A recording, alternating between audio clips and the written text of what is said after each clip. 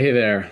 Welcome to Unleashed. My name is David Rush, and this is the place we come to figure out who we were created to be and then go be that person out in the world. And today I wanted to talk about something that's come up as I've even reflected on and thought about what this podcast, what this conversation is all about. And it has to do with authenticity versus performance. Authenticity versus performance. And for me, in my journey, both just as a communicator, but also as a leader, as a human, a lot of times I've tried to put on a show, tried to make it look good to impress rather than really getting connected with what's inside of me. What do I want to say? What's on my heart? What's my real message that I want to share with people? And sometimes it can be exciting and engaging and like I'm amped up. And there's nothing wrong with that. But what I've learned is sometimes it's more performative, like I'm trying to maybe be somebody I'm not, or try to give an impression to have people enjoy it more or like me more, versus just being real, raw David. And I learned that even in the first episode, if you watched it, I'm just taking on a different approach and energy in my communication. And so what's come out of it is a reawareness and a new awareness of this idea of our authentic voice versus a performative voice, and like the masks that we may put on as we walk through life to maybe achieve certain outcomes, but also maybe not have people see who we truly are.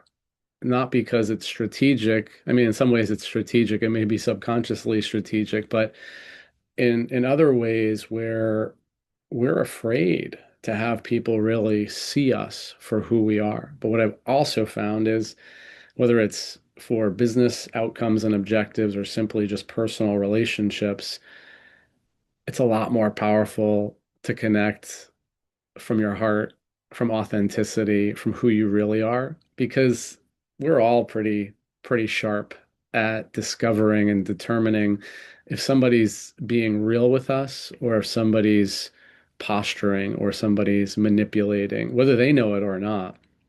But the people you love to connect with and communicate with are the ones that are just being real with you. And I think I'm just thinking of a couple of examples right now, but I remember somebody told me, and you had heard this, I had heard this a number of times, when you're in the presence of, and his integrity may be questioned, but when you were in the presence of Bill Clinton, as an example, people would say, man, I felt like this guy was so connected with me, listening to me. Like I was the center of his world and his focus, and he was just being with me. And that may not be the best example, but it is an example of when we're truly just with somebody and we're not distracted, we're not trying to put on a show, we're not trying to impress.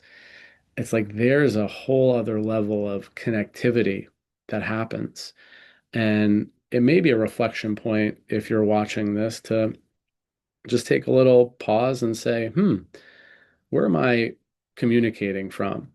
Where am I trying to achieve an outcome and changing some of how I communicate? Am I intimidated by the audience or am I intimidated by the scenario? So I'm maybe dimming my light. One of the things that I've talked about in the purpose of this podcast and this conversation is we've all got this light inside of us, but a lot of times we'll dim it because we don't want to rock the boat. We don't want to muffle the situation. We don't want to disrupt something that may not need disrupting.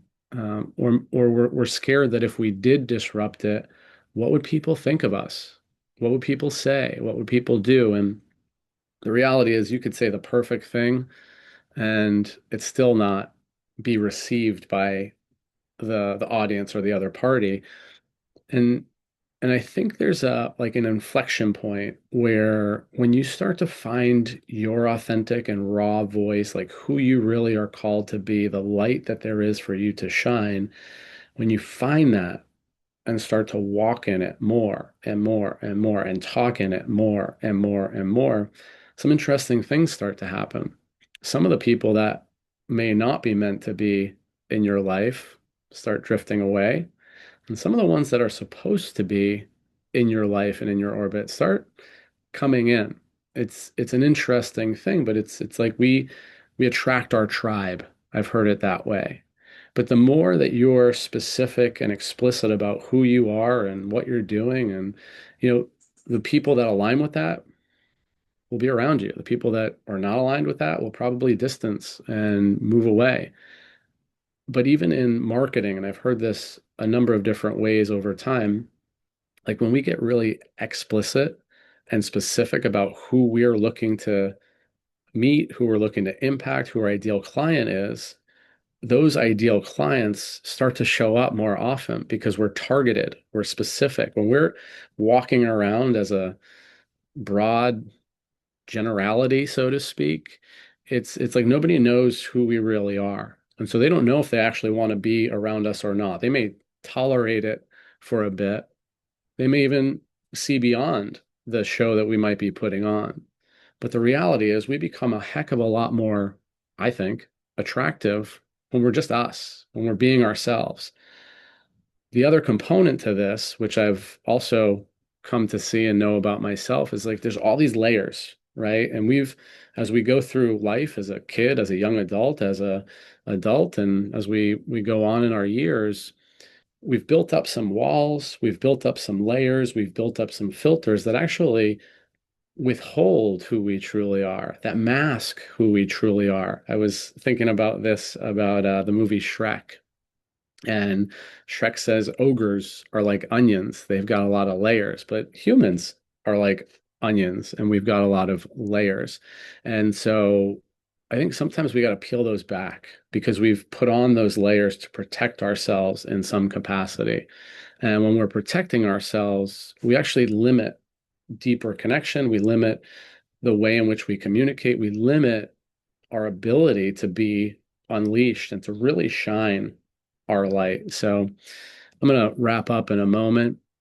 If this resonated with you, let me know. I think that as we evolve this conversation, as I have more and more of these episodes, I'm going to tune in on certain topics that are coming up and I think are relevant for the audience that I want to speak to. But the real audience is me as well and my journey. And I've continually discovered that there's a difference between authenticity and performance. And sometimes they may go hand in hand where the performance aligns with the authenticity, but a lot of times we may get into performative mode because we're a little bit concerned with being our authentic self. And so maybe this is a encouragement, a permission slip. I did a video on that a long while back about permission slips. Permission granted to be yourself. Permission granted to do the thing that you want to do. Permission granted to shine your light. But take a look. Do you operate in your authenticity, in your heart, and what's important to you and your true voice? Or are you sometimes putting on a show and is that holding you back in some way? Is it holding back relationships? Is it holding back business? Is it holding back um, the freedom that you really are looking for, the freedom to just be you?